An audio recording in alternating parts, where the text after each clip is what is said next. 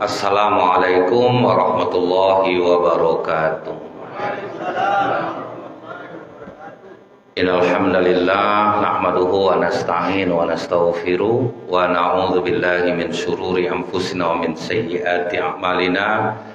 May yahdihillahu fala mudhillalah wa may yudlil fala hadiyalah.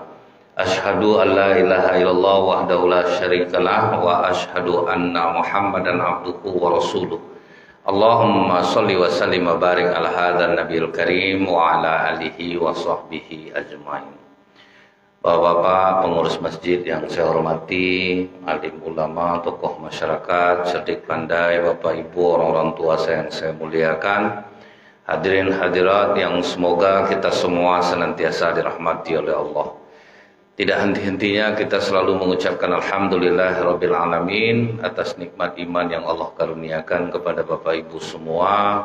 Walaupun mungkin di antara Bapak Ibu ada yang sakit, tapi semua dikesampingkan hadir di masjid ini.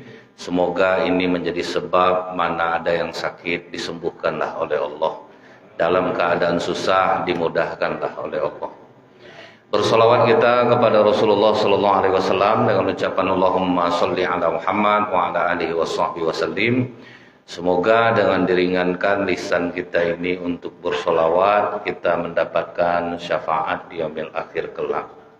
Bapak Ibu yang saya muliakan, kalau kita mengingat lagi di bulan Ramadan, tujuan kita berpuasa itu agar kita menjadi hamba Allah yang bertakwa.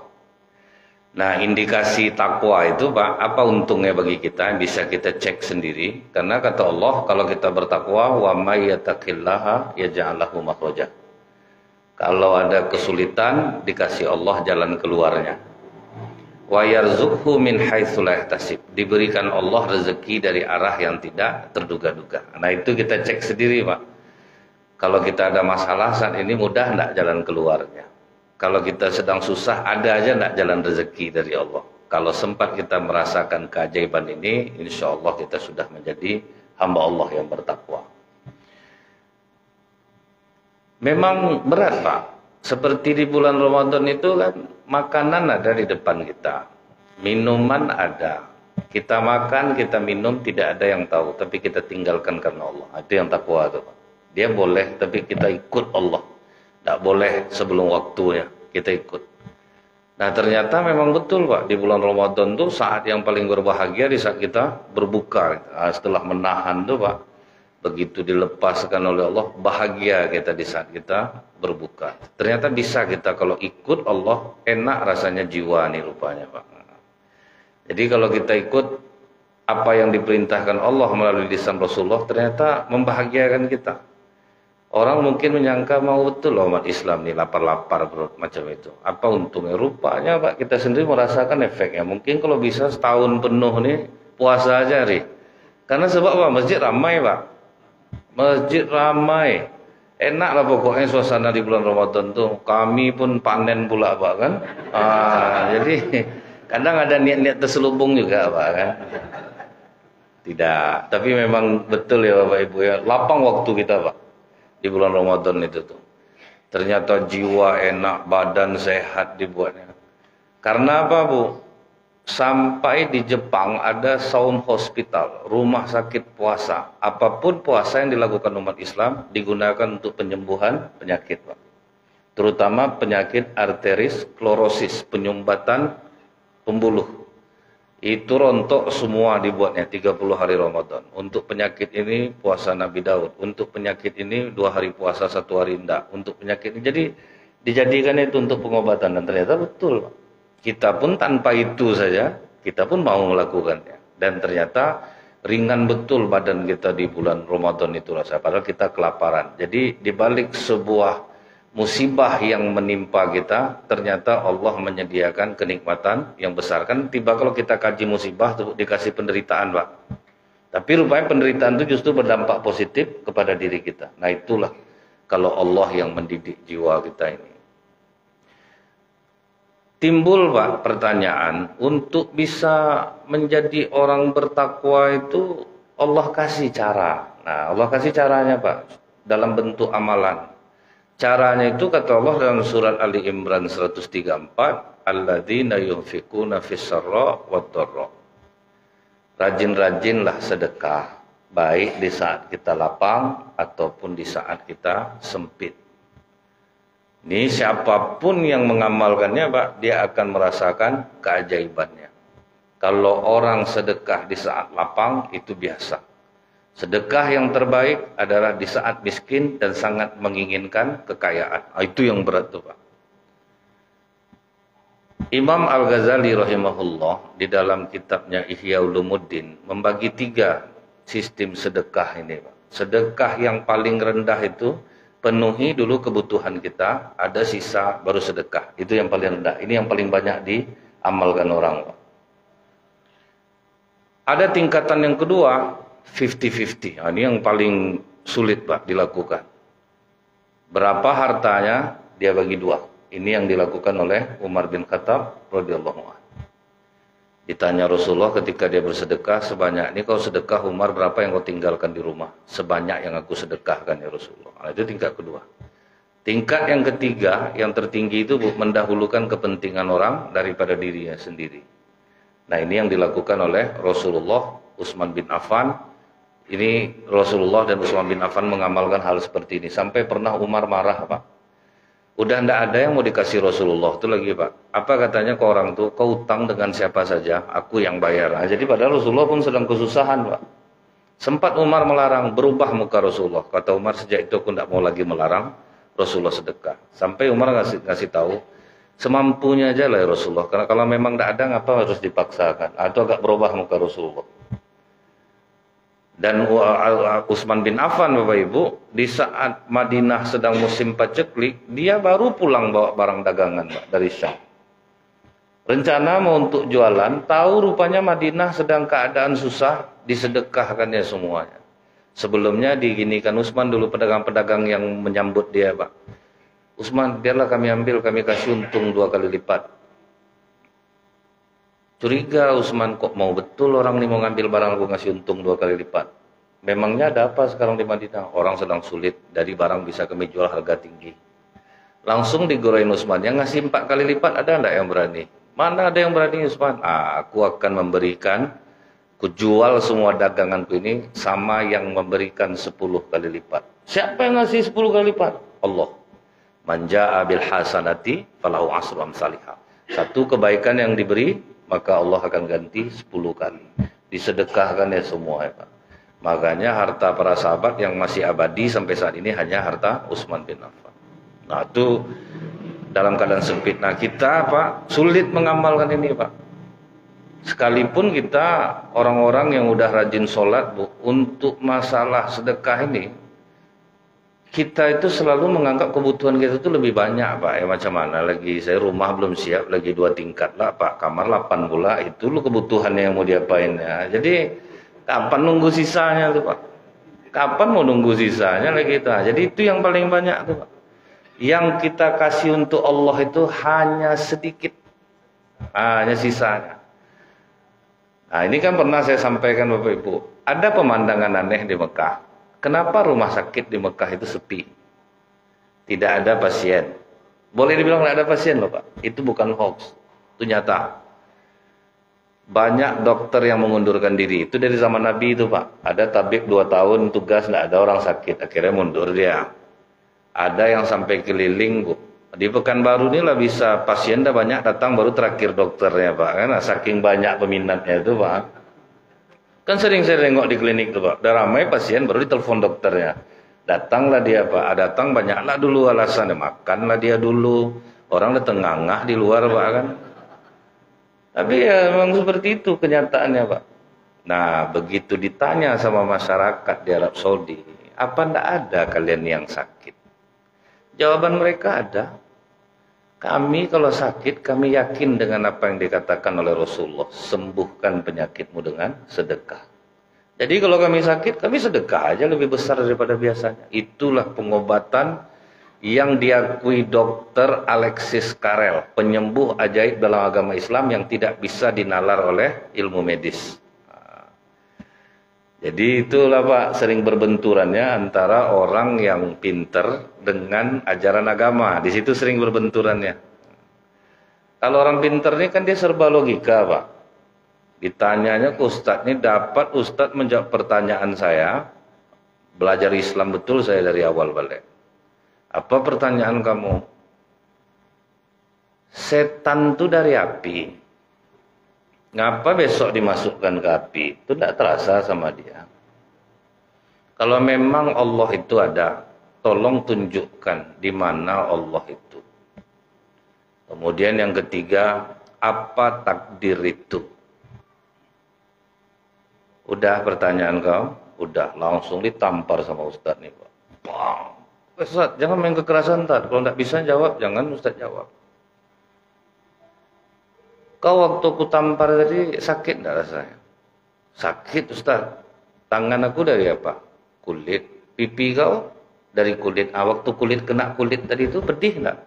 Pedih gitu juga iblis. Walaupun dia dari api, dimasukkan ke dalam api, dia juga akan tersiksa. Terpikir enggak kau semalam kau kena tampar sama aku hari ini? Enggak Ustaz, itulah takdir kau. Kau buat kelakuan kena tampar kau jadinya kan? Itulah takdir itu. Kau yang buat sendiri. Waktu aku tampar tadi sakit. Sakit. Tolong kau tunjukkan macam mana sakit itu untuknya. Tolong tunjukkan wujud sakit itu. Kan kau baru merasakan nih. Mana bisa saya tunjukkan? Sedangkan yang sakit di badan kau sebentar ku tampar aja. Tidak bisa kau tunjukkannya. Allah lah mau kau tanya di mana ada Allah. Jadi orang-orang logika itu selalu mengandalkan akal. Tidak masuk di akalnya. Tidak diterima dia. Itulah berbenturan Pak. Banyak akhirnya orang-orang cerdas di masyarakat tidak bisa terpakai jadinya Pak. Secara keilmuan dipakai orang, tapi begitu turun di masyarakat tidak bisa. Sebab apa? Di masyarakat ini menyumbang ada pakai hamba Allah. Kalau orang yang berpendidikan tinggi tidak ada, harus transparan Pak, harus jelas nama yang macam mana kira-kira. Itu benturan jadinya Pak. Tidak bisa hamba Allah tuh harus transparan. Harus sebutkan nama. Kita sementara tak mau nyebut nama kadang Pak kan, sedekah itu. Cuman yang tak mau nyebut nama ini langka Bu. Kadang dah hamba Allah pun kadang dibisiknya kau kurang. Yang hamba Allah itu saya. Cuman saya tak mau aja nulis nama, nanti dibilang orang ria. Nyebut juga jadinya Pak. Kadang yang saya lucu tuh Bu, pas acara tarawih kan ada acara hati-hati Pak. Bapak ini yang ngantarkan duit di depan, tegaklah dia sebentar dari hamba Allah. Kan nampak dia tuh Pak. Dia nampak. Janganlah hamba Allah ini. Datang bapak yang ngumumkan ini disebutkannya nama bapak. Disebutnya pula awak bilang hamba Allah tadi. Apa guna dia ada tegak depan tuh Pak kan? Susah Pak yang seperti itu tuh. Nah jadi Bu ya, sedekah yang paling hebat di saat kita miskin dan sangat menginginkan kekayaan. Makanya dokter-dokter di Arab Saudi itu begitu datang jamaah Indonesia hidup darahnya Pak. Ada kerja ada jadinya. Kalau tidak ada jamaah Indonesia nganggur Pak. Sebab apa Bu? Orang Indonesia ini berduit penting dia umroh tiap tahun. Saudara susah nak terbantu sama dia. Masjid sedang dalam pembangunan Pak. Dia sibuk soleh sendiri. Nah itu yang saya maksudkan. Soleh sendiri. Memang rajin dia ambil umroh Ramadan lah. Biayanya sama ibadah haji itu. Sementara banyak di sekitar dia orang-orang yang dalam keadaan susah. Ingat kalau kita ingat ada seorang ulama pada masa lalu Pak. Jadi dia ini memimpin jamaah haji. Rabi'ah bin Sulaiman. Itu namanya. Jadi Rabi'ah bin Sulaiman ini ketika dia membawa rombongan haji jalan kaki, istirahat dulu di Kufah, di Irak. Dan dia melihat ada seorang ibu-ibu yang sedang memotong daging bangkai keledai. Ini mau naik haji nih Pak. Ditanyanya ke ibu, diintipnya dulu Pak, kemana dibawa daging bangkai keledai. Rupanya dibawanya ke rumah. Sampai di rumah dia, terdengar oleh Rabi'ah bin Sulaiman, dia sedang ngomong sama anak-anak perempuannya. Nah, ini sudah masuk hari keempat kita tidak makan. Semenjak bapak kalian meninggal, kita susah hidup. Dan ini keadaan darurat. Hanya daging bangkai keledai ini yang bisa ibu bawa pulang. Cucilah bersih-bersih, masak. Mendengar itu langsung diketok oleh Rabi'ah Sulaiman. Maaf Bu, jangan dimakan bangkai. Ibu tunggu di sini. Disuruhnya lah ke jemaah haji rombongan yang ada, ndak kita yang mau nyumbang sedikit-sedikit biar bisa ada usaha ibu ini. Semua bilang ndak bisa lah Rabi'ah, kita duit kita pas-pasan, ndak mungkin lah harus kita bantulah orang. Kalau begitu aku akan bantu ibu ini, kalian berangkatlah ke Mekah. Akhirnya dia yang tidak naik, jadi naik haji, Pak. Setelah itu Bapak Ibu, dia bantu, dia tunggu di Kufah rombongan haji pulang. Begitu rombongan haji pulang, semua sepakat mengatakan, kata kau tak berangkat, tahu-tahu udah jumpa kita di Mina. Itu tuh Pak. Sampai bingung Rabi'ah bin Sulaiman, aku tak berangkat, tapi orang jumpa dia di sana. Kemudian ini tas yang kau titipkan ke aku. Tambah bingung, di dalam bingung itu dipeluknya juga tas tuh Pak. Jadi malamnya dia bermimpi bertemu dengan Rasulullah, sebagaimana yang dikatakan Rasulullah, siapapun yang bermimpi bertemu aku adalah hak. Dan ulama mimpi tidak mungkin berdusta. Cuman kalau cerita-cerita macam ini sering orang mengatakan ini ngarahnya ke sufi, ini dongengan, ini apa gitu. Cuman ini anggap aja sebagai motivasi bagi kita. Jadi begitu dia tertidur bermimpi bertemu Rasulullah, apa kata Rasulullah kepada dalam mimpinya? Aku sangat bangga kepadamu. Seharusnya uang yang kau pakai untuk melaksanakan ibadah haji, kau berikan kepada orang yang dalam keadaan susah itu, maka Allah menggantinya di dunia. Di dalam tas itu uang sejumlah yang pernah kau berikan kepada ibu itu, dan malaikat akan menserupakan wajahnya dengan wajahmu untuk melaksanakan haji setiap tahun dengan memakai wajah Rabi'ah bin Sulaiman. Kalau penyerupaan wajah ini Bu, kita ingat malaikat Jibril sering kalau jumpa Rasulullah dia mirip Diyah al-Qalbi. Jadi sahabat Rasulullah itu Pak, satu-satunya yang selalu dimiripkan wajah malaikat Jibril kalau jumpa Rasulullah adalah Diyah al-Qalbi. Kita tidak tahu juga kenapa Diyah al-Qalbi ini yang dipilih malaikat Jibril wajahnya untuk menyerupakan dirinya. Jadi dari sini kita tahu ternyata kadang ada amalan yang besar tapi rupanya bisa akan kalah dengan amalan akhlak yang mulia. Itu maksudnya itu. Sama dengan kita Bu, duduk setelah selesai sholat subuh berjamaah, ditutup dengan sholat syuruk 2 rakaat, pahalanya sama dengan umroh dan haji mabrur. Tapi rupanya pernah ada orang habis sholat subuh Pak, tidak duduk, tidak zikir, langsung pergi keluar. Apa kata sahabat yang tinggal? Rugi dia ya Rasulullah. Padahal duduk habis sholat subuh pahalanya besar, haji yang sempurna. Tapi dia keluar. Kata Rasulullah, kalian tidak boleh berkata seperti itu. Apabila dia keluar untuk mencari nafkah, menghidupi istri dan anak-anaknya, keluarnya adalah jihad fisabilillah. Oh besarlah rupanya yang keluar bekerja lagi Pak, daripada yang duduk. Nah itu yang saya maksudkan, letakkan amalan itu pada tempatnya. Itu maksudnya. Nah jadi kalau orang-orang di Mekah, di Madinah, itu dari kecil, anak itu udah diajar sedekah, Pak. Kadang dibujuk-bujuknya orang di bulan Ramadan dari jalan untuk mau mengambil makanan dia. Dan makanan mereka bukan makanan biasa-biasa, Pak. Memang makanan enak dikasih. Kita yang di masjid ngantar salalau, resoles, pastel, situ mana mau. Betul-betul makanan terbaik, Pak. Kurma itu oke lah. Kurmanya kadang betul-betul kurma ajwala yang dibeli itu salut saya Pak. Kasih kurma ke masjid, kurma yang terbaik. Tidak kurma yang makan tanggal lagi kipal suatu. Ini buat lengket ke kurma itu dibuatnya Pak. Bertanam aja gigi palsu itu dekat kurma itu atuk. Dia bingung lah nyari mata nampak lagi Pak. Kasih kurma yang terbaik. Dia kan ada kurma yang keras-keras tuh Pak. Kasih kurma yang terbaik, kasih orang makan yang terbaik. Ini anak kita kecil udah kita ajarkan pelit, kau habiskan makan di rumah, janganlah keluar anak siapa itu lain comok, habis makan. Kalau dari kecil itu diajar pelit Pak. Tapi kalau di situ dari kecil diajar memberi dan diberi makanan yang terbaik. Nah itu kelebihan mereka ya Bu ya. Sehingga apabila mereka sakit keras, mereka akan besar pula untuk bersedekah.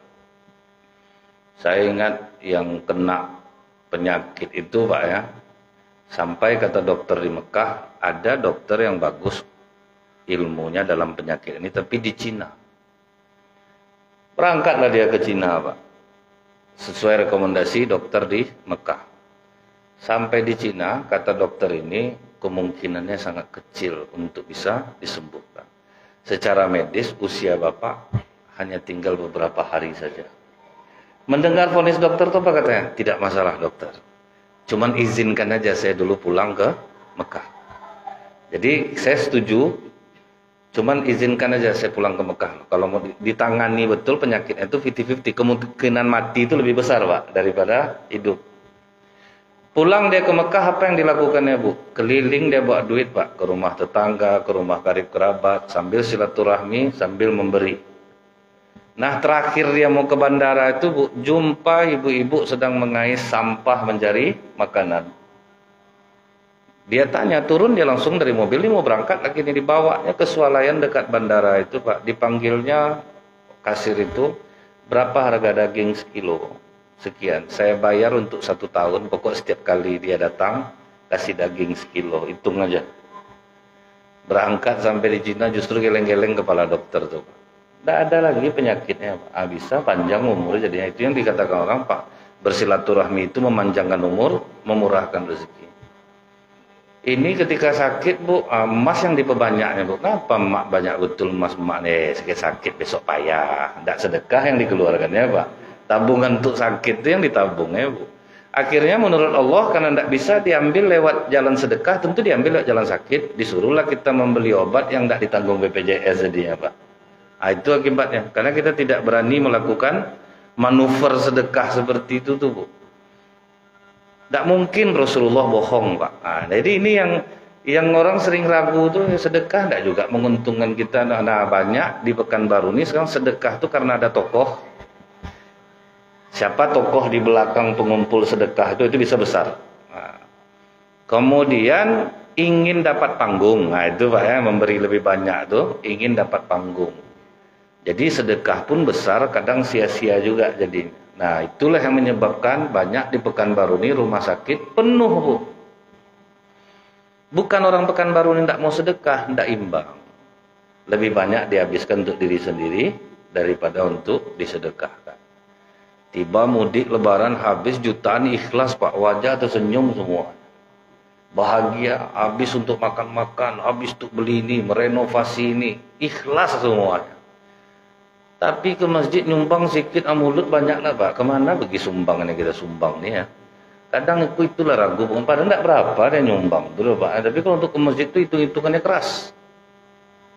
Kadang habis-habis nyumbang tuh Bu, lain temenung sampai di luar. Ngapa Bang temenung? Salah bilang lah tadi angkanya. Awak bilang 500 langsung dipotongnya 5 juta katanya. Bapak ini mau nyumbang 500, tunjuk Pak. Saya 5. Alhamdulillah Pak Haji 5 juta pun tak temenung kawan itu dibuat ya Pak. Terpaksa dia kan ya. Itu kejadian nyata loh Pak di Pekanbaru. Maksudnya mau nyumbang 500, cuman baru 5 langsung dipotong saking semangatnya pembawa hati-hati ini Pak. Alhamdulillah 5 juta. Diam kawan tuh Bu, dah enak aja mukanya. Bisa selemu dia sedang tarawih itu Pak. Buat penyesalan. Kalau kita memang tidak santai aja seharusnya Pak. Tidak, saya 500 cuman.